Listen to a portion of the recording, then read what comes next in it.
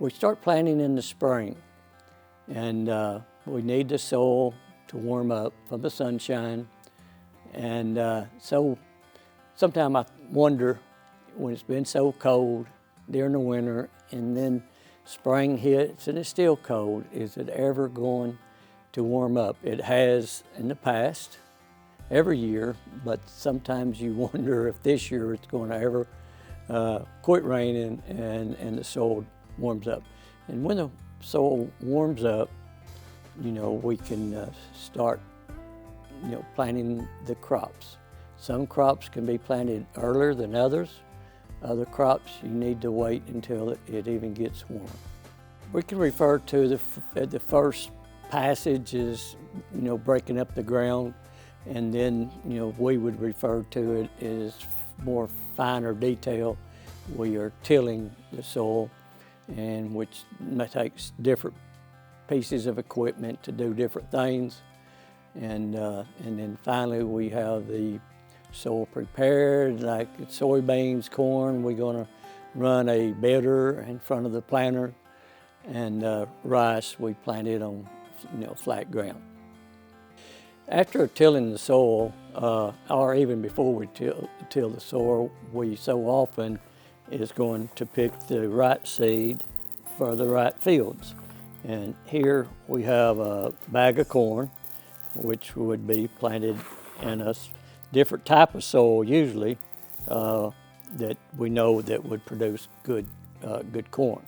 And then other soils produce better rice, other fields produce better wheat, other fields produce better soybeans.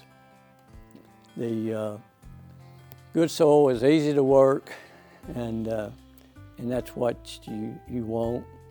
And then there is soil that's not as productive. And this soil needs more fertilizer, more micronutrients, and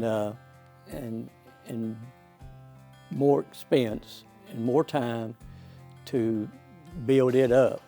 And so we're always working on the bad soil to build it up.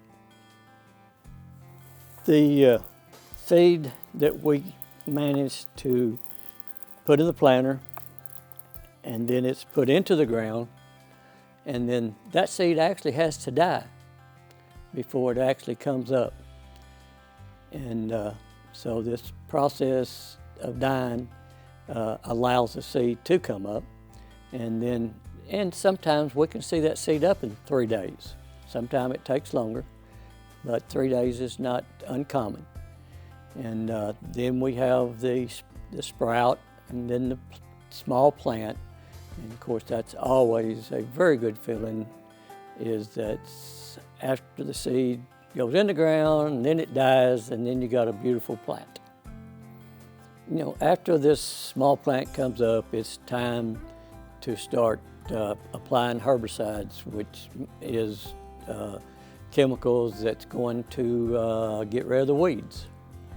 And then shortly after that, we're applying insecticides to get rid of the pests and insects and worms that's not beneficial to the plant. And then later we're applying fungicides, and that is to take care of the bacteria that's affecting the plant. And of course, during all of that time, we're also needing rainfall.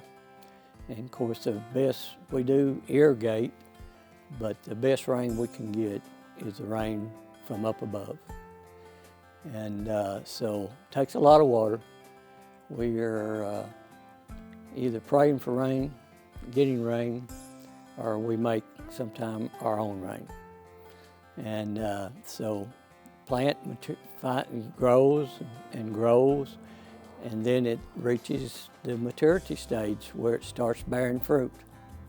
And that's the whole purpose of putting that seed in the ground to start with, and that it bears fruit. And there's some seeds that's got the capability of bearing thousands of seeds. I actually know some plants that's capable of bearing 1 million seed per seed, seed that goes into the ground. And so after the plant makes its seed, and then we got to harvest. And of course, that's my most enjoyable time of the year.